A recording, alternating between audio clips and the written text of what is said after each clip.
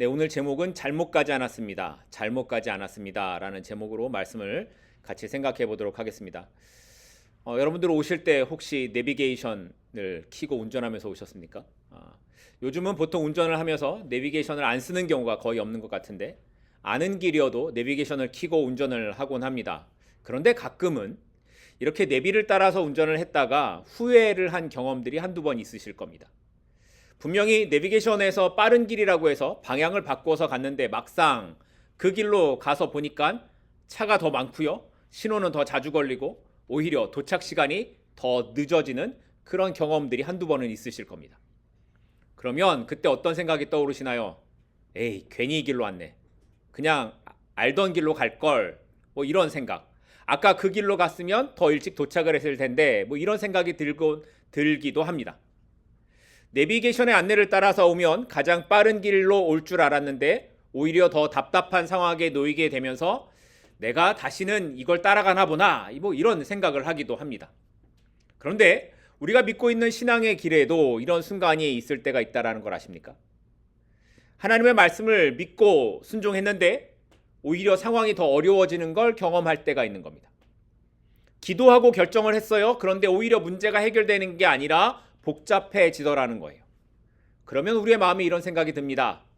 왜 하나님께서 이렇게 하시는 걸까? 왜 이렇게 힘들어지나? 이런 생각이 들기도 합니다. 그런데 오늘 본문에 나타난 모세와 이스라엘 백성들의 상황이 그랬습니다. 지난주에 우리는 드디어 모세가 애굽에 가는 장면을 살펴봤습니다. 하나님의 말씀에 계속해서 가지 못할 이유만을 이야기하던 모세가 드디어 이 장인의 집을 떠나 애굽을 향해 가게 되죠.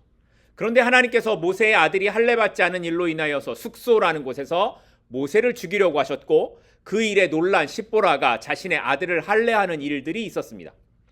하나님께서는 모세가 큰 일을 행하는 것보다 먼저 그의 가정과 삶 속에서 하나님의 언약 안에 먼저 세워지기를 원하셨기 때문에 이런 죽이려고 하셨던 일들을 보이셨던 겁니다. 그런데 그렇게 할례의 사건이 끝난 후에 모세는 하나님께서 준비하신 아론을 만나게 되고요. 두 사람이 함께 애굽에 들어가 이스라엘 장로들에게 하나님께서 하셨던 말씀을 전했습니다. 그러자 사람들이 어떤 반응을 보였다고요? 그들이 모세의 말을 믿고 하나님께 경배했습니다. 모세는 지금까지 안 될 것만 생각하면서 왔는데 막상 하나님의 말씀에 순종했더니 모세의 걱정은 틀렸고 하나님의 말씀이 옳았다라는 것이 지난주에 우리가 살펴본 내용의 말씀입니다. 이처럼 애굽에서 모세의 첫 시작은 아주 완벽하게 하나님의 일하심을 경험하는 것을 보게 됩니다. 그리고 어쩌면 이제 모세에게는 약간의 자신감이 생겼을지도 모릅니다. 내가 바로에게 가서 하나님의 말씀을 전하면 되겠구나. 이렇게 하면 다 되겠구나. 순조롭게 일이 되겠구나 하는 생각을 했을 겁니다. 그런데 오늘 이어지는 본문의 말씀은 전혀 다른 상황이 전개되고 있음을 우리에게 보여주고 있습니다. 오늘 본문 1절입니다. 그 후에 모세와 아론이 바로에게 가서 이르되 이스라엘의 하나님 여호와께서 이렇게 말씀하시기를 내 백성을 보내라. 그러면 그들이 광야에서 내 앞에 절기를 지킬 것이니라 하셨나이다. 드디어 모세와 아론이 바로 앞에 서게 되었습니다. 40년 전 자신의 힘으로 뭔가를 해보려고 했던 모세가 이제는 비록 나이가 좀 들고 힘도 없어졌지만 하나님께서 함께 하심을 경험했기 때문에 다시 누구 앞에 섰어요? 바로 왕 앞에 설 수 있었습니다. 그러면서 모세가 한 말이 뭐였습니까? 하나님께서 나에게 말씀하시기를 내 백성을 보내어 광야에서 절기를 지키게 하라고 하셨다라는 거였습니다. 우리가 지난 시간에 살펴본 것처럼 하나님께서는 처음부터 이스라엘 백성을 이 애굽에서 이끌어 가나안에 가도록 할 것이다라는 걸 말씀하시는 것이 아니라 광야로 가서 제사를 드릴 것이라고 하신 것은 바로의 완악함을 드러내기 위함이었다라는 말씀을 기억하실 겁니다. 그런데 여기 1절에서 오늘 본문 1절에서 우리가 좀 더 주의 깊게 봐야 하는 한 단어가 등장을 하게 되는데 바로 내 백성이라는 단어입니다. 사실 바로의 입장에서 보면 이스라엘 백성들이 누구의 백성일까요? 바로 입장에서 보면 바로의 백성입니다. 자기 백성이에요. 자기가 다스리는 백성들이고 자기 노예들이에요. 자기 마음대로 부리고 자기 마음대로 억압할 수 있는 사람들입니다. 지금까지 수백 년을 이스라엘 백성들은 애굽에서 그렇게 살아왔습니다. 그런데 어느 날 도망갔던 모세가 와서 하는 말이, 이 백성이 누구의 백성이라고요? 하나님의 백성이라고 말하는 거예요. 하나님께서 이들은 내 백성이라고 하셨다라는 겁니다. 바로의 것이 아니라, 애굽의 소유가 아니라 하나님의 소유라고 말하고 있는 겁니다. 자, 그러면 바로가 이 말을 듣고 순순히 그러세요, 그러면 데리고 가세요, 이렇게 하겠습니까? 그래서 바로가 한 말이 뭐냐면 2절에 이렇게 말합니다. 여호와가 누구냐? 여호와가 누구길래 내가 그 말을 듣고 이스라엘을 보내겠느냐라고 말하는 겁니다. 당연하죠. 우리라도 아마 그렇게 말할 겁니다. 근데 여러분, 이 출애굽기의 주제가 뭔지 아십니까? 출애굽기의 주제가 뭘까요? 출애굽기 하면 이스라엘 백성들이 애굽에서 나온 역사적인 사건, 이야기로 생각을 하죠. 애굽의 힘든 노예 생활에서 벗어나는 이야기 정도로 우리가 생각을 합니다. 그런데 출애굽기는 이스라엘이 힘든 상황에서 좀 더 나은 상황으로 옮겨가는 이야기가 아닙니다. 출애굽기는 그들의 소유권이 누구에게 있는가를 드러내는 이야기라는 겁니다. 이스라엘의 주인이 여호와 하나님인가 아니면 바로인가를 드러내면서 그 하나님이 누구인지를 몰랐던, 그래서 여호와가 누구냐고 질문했던 이 바로의 질문을 통해 여호와 하나님이 어떤 분이신지를 보여주는 것이 출애굽기의 내용이라는 겁니다. 그래서 출애굽기 시작 이 앞부분에 이 바로의 질문을 던지고 있는 겁니다. 여호와가 누구냐? 그리고 출애굽기는 그 답을 풀어가고 있는 겁니다. 바로는 히브리인들을 자신의 노예, 자신의 것이라고 생각했기 때문에 여호와가 누구냐고 물었습니다. 그러자 하나님께서는 바로의 그 질문에 대해 10가지 재앙을 이제 앞으로 보여주시고, 그리고 홍해와 광야의 인도하심을 통해 하나님이 누구신지를 드러내 보이실 겁니다. 그러니까 출애굽은 단순히 애굽이라는 장소에서 벗어나는 이야기가 아니라 주인이 달라지는 이야기, 주인이 바뀌는 이야기를 하고 있는 말씀이라는 겁니다. 그리고 그 인생의 주인 되시는 여호와 하나님께서 누구신지 그 능력을 통해, 은혜를 통해 보여주시는 이야기가 출애굽기 말씀인 겁니다. 그런데 문제는 우리를 대하는 세상의 방식이 바로처럼 이렇게 나오게 될 때에, 이렇게 여호와가 누구냐고 네가 뭐냐고 물으면서 나오게 될 때에 우리의 모습이 다시 움츠려들고 만다라는 데 있습니다. 여러분 한번 생각해 보십시오. 바로의 왕궁이라고 상상을 해보세요. 수많은 신하들이 둘러싸여 있습니다. 그리고 그 웅장한 그 바로의 왕궁 그 위에 바로가 앉아 있습니다. 병사들이 모세와 아론을 둘러싸고 있습니다. 그곳에서 바로는 신처럼 여겨지는 사람입니다. 그런데 그 바로가 여호와가 누구냐? 라고 묻습니다. 이게 무슨 의미냐면 조롱의 의미입니다. 그리고 이 바로의 말에 주변에 있는 모든 신하들은 다 비웃었을 겁니다. 그러니 처음에 하나님의 함께 하심을 믿고 왕궁에 들어가기는 했지만, 좀 더 자신 있는 모습으로 들어가기는 했지만, 이런 상황들 속에서 모세는 작아지는 모습을 가질 수밖에 없었을 겁니다. 좀 더 자신감을 잃어가는 그런 모습이 될 수밖에 없었을 겁니다. 그래서 모세의 대답이 이렇게 달라집니다. 오늘 본문 3절입니다. 우리가 3일 동안만 하나님께 제사를 드리려고 하니 그걸 좀 허락해 주십시오. 왜냐하면 여호와께서 전염병이나 칼로 우리를 치실까 두렵기 때문입니다. 좀 전까지만 해도 당당하게 내 백성, 이 이스라엘 백성을 내보내라고 했던 이 모세의 모습이 어떻게 달라집니까? 이제는 바로에게 허락해달라고 요청하는 것으로 태도가 달라졌습니다. 심지어 그렇게 하지 않으면 우리가 병에 걸리거나 전쟁으로 죽을지도 모른다라는 이런 이야기로 바로를 설득한 이유들을 덧붙이고 있는 겁니다. 처음에 당당함에서 이제는 세상의 거절과 압도적인 반대에 직면하게 되자 모세는 위축이 되고요. 하나님의 말씀을 그들이 좀 더 받아들일 만한 말로 바꾸는 것처럼 보여지고 있다는 겁니다. 그런데 이게 우리의 모습과 비슷하다는 생각이 들지 않으십니까? 우리는 하나님께서 함께 하시면 된다. 믿음으로 살면 된다라고 말합니다. 하나님만 바라보며 살겠다라고 때로는 결단도 하죠. 그런데 막상 세상 속에서 살아가다 보면 우리는 수많은 문제들을 우리 앞에 만나게 될 때가 있습니다. 내 마음대로 되지 않는 사람들을 만나기도 하고 하나님을 우습게 하는 사람들의 이야기를 듣기도 합니다. 그리고 믿음으로 살아가려는 내 모습이 너무 튀는 게 아닐까 하는 그런 환경들을 만나게 되기도 합니다. 그러면 우리는 믿음으로 했던 결단들이 조금씩 작아지는 것을 발견하곤 합니다. 처음에는 하나님의 뜻을 붙잡고 당당하게 살겠다라고 말했는데 사람들의 반응을 보게 되고 손해보는 게 걱정되기도 하고 사람들과의 관계가 껄끄럽게 느껴질 것 같아 보이니까 우리의 모습이 자꾸만 작아지는 거예요. 조심스러워지는 겁니다. 물론 그렇다고 해서 우리의 믿음이 아예 없어지는 건 아니겠지만 세상의 반응에 대해 우리의 마음과 행동이 자꾸만 움츠러들더라는 겁니다.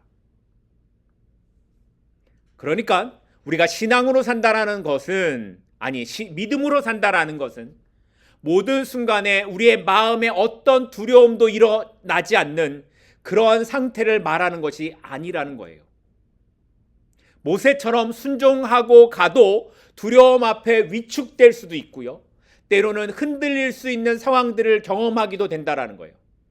하지만 믿음으로 사는 건 거기에서 멈추는 것이 아니라 그 순간에도 작아지지만 그러나 다시 하나님을 붙잡는 그 삶을 말한다라는 겁니다. 마음이 작아져도 다시 하나님의 일하심을 묵상하고 그 뜻 가운데로 일어서는 겁니다. 그렇게 우리의 믿음이 단단해져 가는 것이 성도가 살아가는 삶의 모습인 겁니다. 그런데 이 모세의 말이 이렇게 약해졌다고 해서 하나님의 말씀이 약해진 것일까요? 바로가 여호와가 누구냐라고 말해도 하나님은 여전히 전능하신 하나님 아니십니까? 바로가 누구냐고 물어도 이스라엘은 여전히 하나님의 백성이 맞지 않습니까? 마찬가지로 우리의 삶도 그렇지 않습니까? 세상이 우리를 향해 너는 누구냐고 물을 때가 있습니다. 네가 뭘 할 수 있냐고 너의 모습을 보라고 세상이 우리에게 말할 때가 있습니다. 세상의 모습 앞에서 우리의 믿음이 한없이 작게 느껴질 때도 있습니다. 사람들의 말에 흔들리고 현실 속에 위축될 때가 있겠죠. 그러나 우리가 작아진다고 하나님이 작아지십니까? 우리의 현실이 어떻든지 세상에 우리를 어떻게 대하든지 전능하신 하나님 여호와는 변하지 않으시고 틀리지 않으십니다. 그리고 그 하나님께서는 오늘도 우리를 향해 너는 내 백성이라고 내가 너를 인도해 낼 것이라고 말씀하시는 것을 붙잡아야 한다라는 겁니다. 바로가 아무리 강해 보여도 하나님보다 강할 수 없습니다. 마찬가지로 우리가 살아가고 있는 이 세상이 아무리 크게 보여도 하나님 손 밖에 있을 수 없습니다. 그러니 우리의 믿음이 머뭇거릴 수 있고 움츠릴 수도 있겠지만 때로는 내가 이렇게 작은가 하는 생각이 들 수도 있겠지만 온 우주를 말씀 하나로 창조하신 그 하나님의 위대하심을 바라보며 다시 하나님께 나아가는 우리 모두가 될 수 있기를 소망합니다. 그래서 나의 연약함보다 크신 하나님, 나의 두려움보다 오르신 하나님만을 붙잡고 나는 하나님의 자녀임을 고백하며 살아가는 우리 모두가 될 수 있기를 축복하고 소망합니다. 자, 그러면 이렇게 하나님을 붙잡고 일어나는 우리들을 향해 세상은 어떤 반응을 보이게 될까요? 자, 우리가 이제 그래도 하나님을 붙잡고 일어납니다.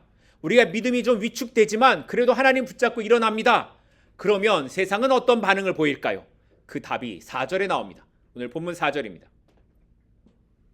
애굽 왕이 그들에게 이르되 모세와 아론아 너희가 어찌하여 백성의 노역을 쉬게 하려느냐 가서 너희의 노역이나 하라. 바로는 하나님께 제사 드리러 가겠다라는 이 말에 어떻게 반응을 합니까? 이 일을 쉬려는 핑계라고 생각했습니다. 그래서 가서 너희 일이나 하라고 말을 합니다. 심지어 이어지는 7절 말씀을 보면 이스라엘 백성들이 벽돌을 만들 때에 쓸 집을 이전처럼 주지 말고 그것도 스스로 주어서 벽돌을 만들게 하라고 했다라는 겁니다. 더군다나 그 숫자도 하나도 감하지 말고 이전과 똑같이 벽돌을 맞춰서 만들어내게 하라고 했다라는 것이었습니다. 왜 바로가 이렇게 무리한 일을 하게 했을까요? 바로는 모세의 말을 듣고 이스라엘 사람들이 살만하니까 이런 말을 하는구나 라고 생각했습니다. 너희가 여유가 있으니까 너희 신에게 제사를 드리겠다라고 말을 하라는 거지, 너희가 좀 살만하니까 이런 쓸데없는 생각을 하는 거지, 이렇게 판단을 했던 겁니다. 그래서 아예 그런 생각을 하지 못하도록 더 힘들고 피곤하게 만들어야겠다라고 생각했던 거였습니다. 그래서 이제 너희가 만들 벽돌의 집도 너희가 찾아서 구해라 라고 강요했던 겁니다. 바로는 이스라엘 백성들에게 하나님을 믿지 말라고 말을 하거나 이 모세의 말은 틀렸으니 너희가 그 말을 따를 필요가 없다라는 이런 반론을 제시하지 않습니다. 대신에 바로가 한 일은 그들에게 더 많은 일을 주는 겁니다. 바로는 너희가 어디를 가냐 마냐 이런 것을 따지지도 않습니다. 대신에 바로는 이스라엘 백성들이 감당할 수 없는 일에 치여서 아무것도 할 수 없는 상태로 만들어버렸습니다. 말하자면 바로는 이스라엘 백성들이 하나님께 나아갈 어떠한 힘도 여유조차도 없도록 모든 걸 다 빼앗아 버린 겁니다. 그런데 오늘 세상이 우리를 대하는 삶의 모습도 이와 다르지 않다라는 생각을 해보게 됩니다. 하나님을 믿고 있는 우리는 일부러 하나님을 떠나가겠다 이런 생각을 하면서 살지는 않을 겁니다. 우리의 마음에는 하나님을 잘 믿고 싶은 마음이 분명히 있습니다. 그러시죠? 하지만 우리의 문제는 너무나 바쁘다는 겁니다. 너무나 바빠서 기도하지 못하고 너무나 바빠서 예배에 빠지기도 합니다. 그렇게 바쁘게 살다가 지치면 하나둘씩 우리의 마음이 하나님에게서 멀어져 가는 겁니다. 해야 할 일이 많고 책임져야 될 것도 많고 해결해야 될 문제들이 쌓여가다 보면 하나님보다 이 일을 먼저 하기 위해서 정신없이 살아갈 때가 있다는 겁니다. 그러면서 이렇게 우리는 말합니다. 이번 일만 끝나면 제대로 믿겠습니다. 이번 일만 끝나면 내가 하나님의 뜻대로 살아보겠습니다. 그런데 그렇게 하루가 지나고 일주일이 한 달이 지나가다 보면 어느새 우리는 하나님 없이도 사는 삶에 익숙해져 버리고 맙니다. 그런데 이렇게 이스라엘 백성들을 바쁘게 만들었던 바로의 의도가 뭐였는지 아십니까? 이 바로의 의도를 9절에서 이렇게 말합니다. 그 사람들의 노동을 무겁게 함으로 수고롭게 하여 그들로 거짓말을 듣지 않게 하라. 뭘 하지 않게 하라? 거짓말을 듣지 않게 하라. 바로는 모세의 말이 거짓말이라고 생각했고 그 말을 듣지 못하게 하려고 했습니다. 그리고 사람들이 이렇게 힘들어지면 모세의 말을 듣지 않을 거라고 생각했던 겁니다. 바로의 목적은 분명했습니다. 뭘 듣지 않는 거예요? 하나님의 말씀을 듣지 않는 거였습니다. 이스라엘 백성들이 하나님의 말씀을 듣지 못하게 하는 게 바로의 목적이었던 겁니다. 하나님이 너를 구원하겠다라는 말은 거짓말이라고 말하면서 모세의 말처럼 그렇게 되었느냐고, 아니 오히려 너희가 힘들어지지 않았느냐라는 생각을 사람들에게 심어주고 싶었던 겁니다. 그런데 정말 그렇습니까? 우리의 현실이 어려워졌다고 해서 하나님의 말씀이 거짓말이 됩니까? 그렇지 않죠. 바로가 아무리 하나님의 말씀이 거짓말이라고 해도 하나님의 말씀은 언제나 옳습니다. 이스라엘의 노동이 아무리 힘들어지고 삶이 어려워졌다고 해도 하나님이 그들을 버리시거나 하나님의 계획이 바뀌신 것이 아닙니다. 그럼에도 하나님을 대적하는 세력들은 우리의 환경을 어렵게 만들고 눈을 가려서 하나님을 보지 못하게 하려 한다는 데 있습니다. 하나님께 가까이 나아가려고 할 때에 우리를 둘러싼 환경은 우리를 더 바쁘게만 만들어 갑니다.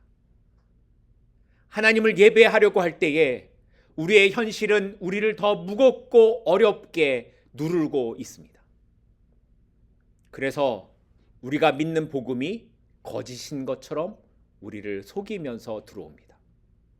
아니, 하나님의 말씀을 듣지 못하도록 우리를 그 말씀에서 떠나가도록 만들 때가 있다라는 겁니다. 하지만 바로가 이렇게 하나님의 말씀이 거짓말이니 듣지 말라고 해도 하나님의 말씀이 거짓이 되지 않습니다.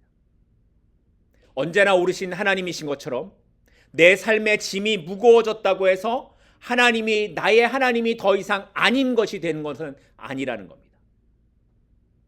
그 하나님의 말씀이 우리를 결코 떠나지 않기 때문입니다. 세상의 그 어떤 것도 우리를 그 십자가의 사랑에서 끊어낼 것이 없기 때문이라는 겁니다. 그러니 오늘 우리를 향해 내 백성이라고 부르시는 그 하나님 앞으로 나아가십시다. 오늘도 세상은 우리에게 수많은 벽돌을 만들어내라고 요구하겠지만 더 이상 바빠서 하나님을 찾을 수 없도록 많은 일들을 우리에게 일어나도록 만들어 가겠지만 그럼에도 우리는 그곳에서 하나님만을 바라봅니다를 고백하는 우리 모두가 될 수 있기를 소망합니다. 그래서 우리가 만들어내는 벽돌의 수가 얼마나 많은지로 나의 삶을 드러내는 것이 아니라 내가 하나님 앞에서 어떤 존재인지 하나님께서 나를 어떤 존재로 부르셨는지를 붙잡고 살아가는 우리 모두가 될 수 있기를 소망합니다. 여러분의 가치는 세상이 요구하는 벽돌의 숫자에 있지 않습니다. 얼마나 많은 걸 만들었느냐 여기에 있지 않습니다. 여러분의 가치는 하나님께서 부르신 내 백성 그 은혜 아래 있다라는 겁니다. 그러니 오늘도 우리 앞에 놓여 있는 많은 일들 속에서 그리고 계속해서 우리를 누르고 있는 무거운 책임들 속에서 그럼에도 나는 그 무거운 짐에 눌려 사는 인생이 아니라 하나님의 은혜로 살아가는 인생임을 고백할 수 있는 우리 모두가 되기를 소망합니다. 세상의 사람들은 벽돌의 숫자에 신경을 쓰고 살아가겠지만 우리는 끝까지 하나님만을 바라보고 그 말씀의 음성 앞에서 흔들리지 않고 그 믿음의 길을 온전히 걸어갈 수 있기를 다시 한번 주님의 이름으로 축복하고 소망합니다. 결국 이제 이렇게 바로가 이스라엘 백성들의 노역을 더 무겁게 하겠다라고 결정하자 이제 그 명령이 이스라엘 백성들의 삶 속에 이제 나타나게 되는 걸 보게 됩니다. 오늘 본문 14절입니다. 바로의 감독들이 자기들이 세운 바 이스라엘 자손의 기록원들을 때리며 이르되 너희가 어찌하여 어제와 오늘에 만드는 벽돌의 수요를 전과 같이 채우지 아니하였느냐 하니라. 바로의 명령대로 감독들은 이스라엘 백성들이 짚을 주어서 벽돌을 만들게 했습니다. 그러면서도 그 숫자는 줄여주지 않았기 때문에 사람들은 벽돌을 만들기 위해 필요한 재료들을 직접 찾아다녀야만 하는 상황이 되었습니다. 주어진 재료로 벽돌을 만드는 것만으로도 이전에 힘들었는데 이제는 그 재료를 직접 찾아서 만들어야 하니 몸은 지치고 시간은 부족해서 그 숫자를 채울 수 없었을 겁니다. 그러자 감독들이 어떻게 했다고요? 기록원들을 때리면서 그 숫자를 채우라고 했다라는 겁니다. 사실 이 일은 처음부터 말이 되지 않은 요구였습니다. 재료를 주고 벽돌을 만들 때에도 힘에 붙였던 일이었는데 이제는 재료까지 구하면서 벽돌을 이전처럼 만들려고 하는 건 말이 되지 않는 걸 바로도 알았을 겁니다. 그런데 바로는 그걸 하지 못했다고 하면서 때리도록 했다라는 거죠. 말하자면 하지 못할 걸 알면서도 시켜놓고 폭력으로 사람들을 누르고 있다라는 거였습니다. 뭘 보여주는 걸까요? 바로의 잔인함을 보여주는 겁니다. 바로가 얼마나 완악한 자였는지를 성경이 이렇게 보여주고 있는 겁니다. 그러면 왜 상황은 이렇게 되어야만 했을까요? 왜 하나님의 말씀에 순종해서 바로 앞에 외쳤던 이 모세의 말이 어떤 것으로 돌아왔어요? 더 고된 노동으로, 더 억압된 모습으로 왜 이렇게 돌아와야만 했던 걸까요? 그 이유는 앞에서 말씀드린 것처럼 바로의 완악함과 그 애굽이 어떤 곳인지를 이스라엘이 알도록 하기 위해서였다라는 겁니다. 이 애굽은 이스라엘이 계속 머물 만한 장소가 아니었습니다. 애굽은 조금 더 좋아졌다고 해서 살만한 그런 곳이 아니었습니다. 애굽은 하나님의 백성을 끝까지 노예로 붙들려고 하는 곳이었고 폭압과 억압으로 가두려고 하는 곳이었다라는 겁니다. 그래서 하나님을 잊게 하려는 땅이 애굽이었음을 이스라엘로 알게 하려 하셨다라는 겁니다. 마찬가지로 하나님께서 우리의 삶에서 우리를 이렇게 흔드실 때가 있습니다. 내가 의지하던 것이 있고요. 내가 붙잡던 것이 있어요. 그런데 우리가 흔들리면서 이것이 애굽과 같은 것이었구나를 보게 된다는 겁니다. 우리는 살아가면서 크고 작은 여러 가지 문제들을 만나게 됩니다. 그러면 그때 우리의 기도는 하나님, 이 문제만 넘어가게 해주시면 내가 정말 잘 믿을 겁니다. 이렇게 기도할 때가 있습니다. 그런데 그 문제가 정말 해결이 되고 살만해지면 어떻게 됩니까? 하나님 없이도 잘 사는 것처럼 살아간다라는 겁니다. 심지어 하나님을 알지 못하는 사람들도 이런 말을 합니다. 우리가 살아가다 보면 이런 일도 있고 저런 일도 있어. 그러니 이것도 또한 지나갈 거야 라고 말하면서 살아갑니다. 힘들지만 익숙해져 간다라는 거예요. 힘들지만 이렇게 살아도 살만하다라는 생각이 들어온다라는 거예요. 물론 삶을 긍정적으로 바라본다라는 측면에서 그렇게 사는 건 좋은 일이고 그렇게 사는 게 필요하기도 하지만, 그런데 문제는 그들은 그들의 삶 속에 하나님의 뜻이 어떤 것인지를 알지 못하는 데 있다라는 겁니다. 문제가 지나가기만 하면 어떤 상황이든지 적응해서 살아가는 건 하나님을 알지 못하는 사람들도 살 수 있습니다. 그러나 하나님의 백성은 단지 지나가기를 기다리는 것으로 부름받은 사람들이 아니라는 거예요. 하나님의 백성들의 삶은 단지 이 문제가 지나가기만 하면 돼라는 것으로 살아가는 게 아니라는 거예요. 하나님의 백성은 그 고난을 만나면 그 고난 속에서 하나님께로 돌아가는 사람들이 하나님의 백성이라는 겁니다. 이스라엘도 그랬습니다. 애굽의 삶이 힘들었고 노예로 살아가는 게 고통스러웠을 겁니다. 그러나 그 삶이 오래 반복되다 보니 그들도 그 고통에 익숙해졌을 것이고 하루하루 그냥 살아갔을 겁니다. 그런데 하나님의 목적은 그들이 그렇게 고통이지만 그래도 살아갈 수 있지라고 하는 삶을 원하시는 게 아니었습니다. 하나님의 목적은 그들이 좀 더 살만한 세상을 만드시는 것도 아니었습니다.